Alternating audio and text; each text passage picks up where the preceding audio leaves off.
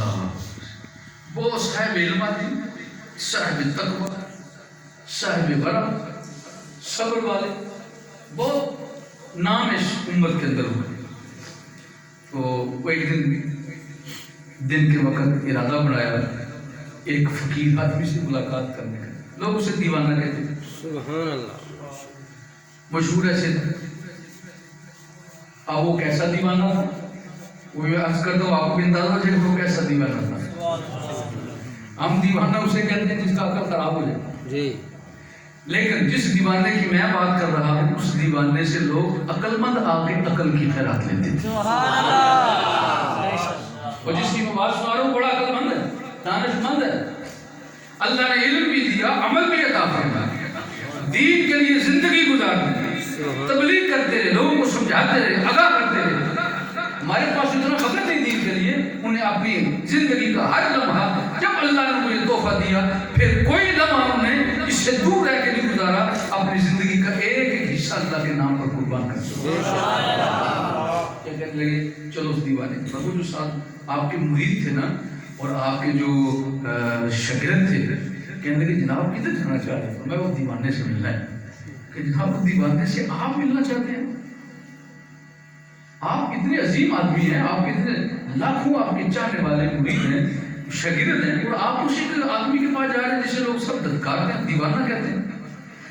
بات ہے تم اسے دیوانہ سمجھتے ہو وہ جس کا عقل خراب ہے، لیکن میں اسے دیوانہ وہ نہیں سمجھتا جو تم سمجھتے ہو. وہ ایسا دیوانہ ہے جس کا عقل ضائع نہیں ہوا. اس کے پاس بے عقل بیٹھ جائے تو عقل مند ہو جاتے ہیں. ماشاءاللہ. جی وہ کیسے بات ہے تو یہ دکھاتا ہوں. تشریف لے. السلام علیکم پوچھا، بتایا فلان جگہ پر بیٹھے. چلے جاتے بولے سلام کیا، انہوں نے آگے سے جواب دیا وعلیکم السلام ورحمۃ اللہ وبرکاتہ. سبحان اللہ. کیسے آئے ہو؟ کہا کچھ بات پوچھنے آئے. کہا پوچھو. یہ بتائیے کہ آپ اللہ والے ہیں، لوگ آپ کو دیوانہ کہتے ہیں، میں آپ کی خدمت میں کچھ لینے کے لیے آیا ہوں. وہ میں نے کہتے ہیں میری جھولی آپ نہیں کھاتی، میں تو خود مانگ تانگ کے ہلکا پھلکا کام کر کے وقت گزارتا ہوں، آپ کو کیا دوں گا؟ اور کہ نہیں کچھ میرے لیے آپ بتائیں. اچھا چلو یہ بتاؤ کچھ کھانے کے آداب آتے ہیں؟ علامہ صاحب، مفتی صاحب، سید العلماء جو خود عارف باللہ مشہور ہے اور کیا کہہ رہے ہیں بتائیے آپ میرے لیے کچھ فرمائیے. کہہ لیں کہ ذرا بتاؤ کھانے کے آداب کیا ہے. کہ جی جیسے آپ کو حکم بتانا شروع کر دیا. کھانا کھانے سے پہلے بسم اللہ پڑھنی چاہیے، ایسے ایک ٹانگ اٹھا کے ایک ٹانگ بچھا کے سنت طریقے کے مطابق کھانا کھانا چاہیے. اپنی جگہ سے کھایا جائے، دوسرے کی جگہ سے ہاتھ نہ لگایا جائے، اور دوسرے کے لقمے کو نہ دیکھا جائے، اپنے لقمے کی طرف متوجہ رہے اور جتنی ضرورت ہے اتنا کھائے، کھانا ضائع نہ کرے. یہ باتیں بیان کرتے جو حضور کی سنت ہے بیان کی. کہنے لگے میں نے یہ نہیں پوچھا، میں نے یہ پوچھا ہے کھانے کے آداب کیا ہیں. کہنے لگے کھانے کے آداب تو یہی ہے. اچھا تمہیں تو کھانے کے آداب بھی نہیں آتے. وہ اٹھے آگے چلے گئے. اب یہ دیکھ رہے ساتھ شاگرد بھی ہیں، مریدین بھی بڑے حیرانی ہو گئی کہ عجیب بات ہے، ہمارے پیر صاحب کو کھانے کے آداب بھی نہیں آتے، ہمارے استاد کو جن سے ہم قرآن و حدیث پڑھتے ہیں کھانے کے آداب بھی آتے، اور یہ دیوانہ کہتا ہے یہ کیسا آدمی ہے. ہم ان سے سیکھتے ہیں اور یہ کہتے نہیں آتے، اور انہیں بیان بھی کر دی. اللہ سبحان. اچھا تھوڑے سے آگے چلے گئے، کہنے لگے چلو چلتے ہیں. پھر پیچھے کہا چھوڑو صاحب، اس کہتا آپ کو کھانے کے آداب بھی نہیں آتے، آپ نے بیان بھی کیے، اور پھر اس کے پیچھے میں نہیں وہ جو چاہتا ہے نا میں بھی وہی چاہتا ہوں خود بیان کروں. چلو چلے گئے. وہاں پہ دوسری جگہ جا کے بیٹھ وہاں پہ جا کر السلام علیکم ورحمۃ اللہ وبرکاتہ. جو آگے وعلیکم السلام ورحمۃ اللہ. یہ نہیں کہ پھر آگے کہا جی کیا بات خیریت ہے؟ کہاں میں وہی ہوں جسے کھانے کے آداب نہیں آتے. سبحان اللہ. میں وہی ہوں جس کو کھانے کے آداب نہیں آتے. اچھا تو اب کیا چاہتے ہیں کہیں کچھ بیان کرنے میں. اچھا چلو یہ بتاؤ بولنے کے آداب بتاؤ. سبحان اللہ. بولنے کے آداب کیا؟ آداب بتاؤ کیا کہ بولنے کے آداب کہ آہستہ بولا جائے, اونچی آواز سے نہ بولا جائے, ایسی بات نہ کی جائے جس بات کے کرنے کی ضرورت نہیں ہے, جس بات کے کرنے کے لیے آگے دوسرے کو فائدہ نہ ہو.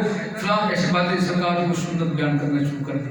مسکراتے ہوئے بات کرے, خندہ پیشانی کے ساتھ بات کرے. اچھا کہنے علامہ صاحب آپ کو تو کھانے کے آداب کے ساتھ ساتھ بولنے کے آداب بھی نہیں آتے. سبحان اللہ. خاموش. مناظرہ نہیں کیا. اللہ والوں میں یہ رشتہ نہیں. عالم بھی ہو اور اللہ والا ہو وہ ایسے نہیں کرتا. خاموش چپ کر کے اٹھے اور پھر اگلی جگہ پر چلیں گے. اور یہ سارے شاگرد حیران بیٹھے کہنے لگے جناب چلیں واپس. میں نہیں ابھی نہیں جانا, ابھی گھر نہیں جانا, پھر اسی کے پاس جانا. پھر اٹھے پھر آگے چلے گئے, پھر جا کے بیٹھ گئے اور وہ کہنے لگے السلام علیکم ورحمۃ اللہ وبرکاتہ. پھر دعا دیا وعلیکم السلام ورحمۃ اللہ وبرکاتہ. کون آئے ہو؟ کہا وہ آیا ہے جسے نہ کھانے کے آداب آتے ہیں نہ بولنے کے. اللہ اکبر. میں سے چلو سونے کے آداب ہی بتاؤں. اگر کھانے پینے کے لیے آتے سونے کے آتے ہوں آرام کا آدمی, چلو آپ سونے کے آداب بتا دیں. سونے کے آداب یہ ہیں کہ جب سویا جائے دعا پڑھ لی جائے, باوضو سویا جائے, سیدھا قبلہ کی طرف کر کے سویا جائے اور یہ دعا پڑھ کے سویا جائے. میں اچھا اور بھی کچھ کہا جی نہیں اس لیے میں آپ کو تو سونے کے آداب بھی نہیں آتے. آپ اٹھ کے جانے لگے نا, انہوں نے دامن پکڑ لیا, قمیض کا پلو پکڑ لیا, کہا حضور اب میں جانے نہیں دوں گا.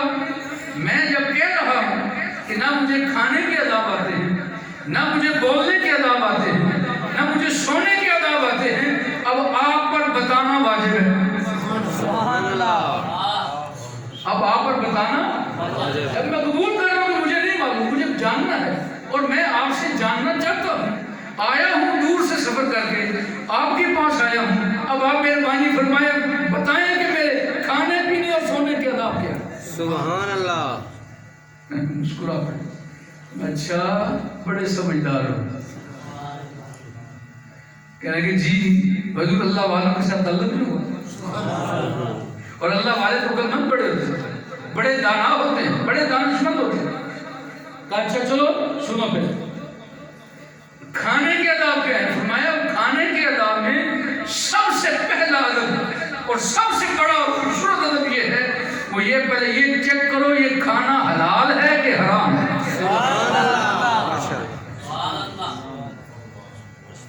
یہ کھانا حلال ہے کہ حرام طریقے سے آیا ہے, پہلے یہ چیک کرو اور پھر یہ دیکھو یہ کھانا میرے لیے حلال بھی ہے یا حلال نہیں ہے.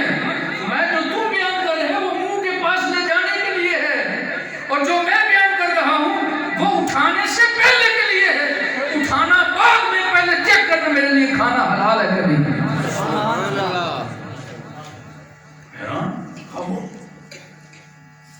اور دھیرے دھیرے اپنے شاگردوں کی طرف دیکھے ایسے سر ہلایا. آپ سمجھ رہے ہیں سبحان اللہ. میں دیوانے کے پاس کیوں آیا ہوں؟ سبحان اللہ. جی آپ ذرا بیان فرمائیے بولنے کے آداب کیا ہے. تو میں وہ بولو جس کے بولنے میں تیرا رب راضی ہو. سبحان اللہ. وہ بولو جس بولنے میں تیرا رب راضی ہو, اور اگر تیرا رب اس میں راضی نہیں تو وہ باتیں غیر ضروری ہیں. وہ باتیں غیر ضروری ہیں, ان پر تیری پکڑ ہوگی.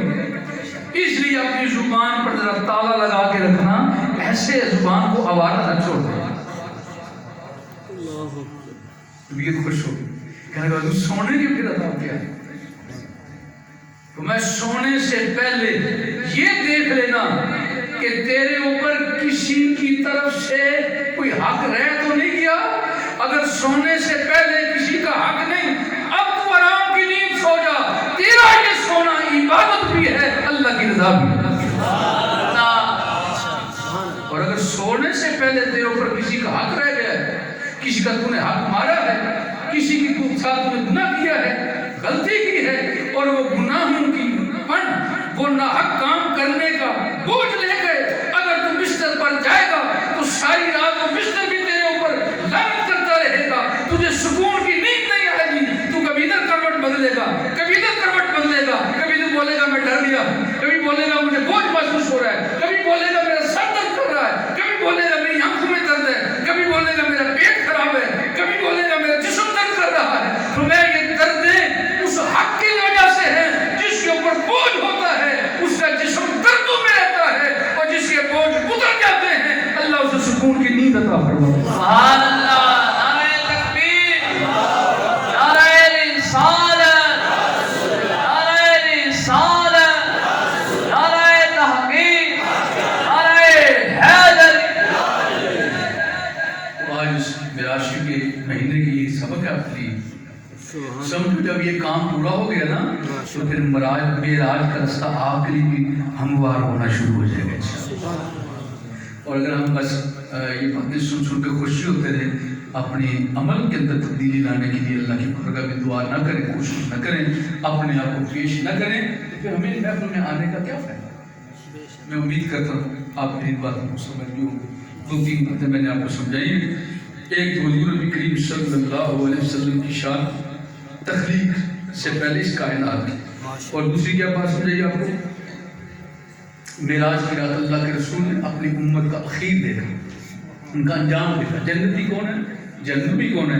میرے دوستو، یہ جنت میں جانے کا طریقہ ہے کہ آپ اپنے معاملات کو دیکھو. کھانا کیسا چل رہا ہے؟ نمبر 2 بولنا آپ کا کیسا چل رہا ہے؟ نمبر 3 سونے سے پہلے چیک کر لو کہ آپ کے اوپر کسی کا بوجھ تو نہیں ہے. اگر بوجھ نہیں ہے اب جا کے سو جاؤ. ساری رات ہماری اللہ کی عبادت میں گزر جائے گی. سبحان اللہ. اگر تمہارے دل میں خیال ہے میں صبح تہجد کے نفل پڑھوں گا، اور دن کو کسی کا مال نہ کھایا ہے، کسی کو تکلیف دی ہے، کسی کے دل آزاری کی ہے، کسی کے ساتھ زیادتی کی ہے، اب جا کر تم سو جاؤ میں رات جلدی اٹھوں گا اور تہجد پڑھوں گا، بل اٹھنے کی ضرورت نہیں ہے. وہ تمہاری تہجد کا کوئی فائدہ نہیں ہے. اگر تمہارے اوپر بوجھ ہے، اور اگر تمہارے اوپر بوجھ کوئی نہیں، اللہ کی رضا کے بستر پر لیٹ جاتے ہو اور تم رات کو تہجد کے نفل نہیں نہ پڑھتے، تو ساری رات اللہ تعالیٰ تیرے لیے عبادت کا ثواب ہے. اللہ تعالیٰ کی ضرور میری دعا ہے اپنے لیے اور آپ سب کے لیے، ہم سب کو مالک عمل کی توفیق عطا فرمائے. اب اس مالک کی بارگاہ میں شکر علیہ کے لیے تھوڑی دیر ذکر کرتے ہیں، پھر دعا کرتے ہیں.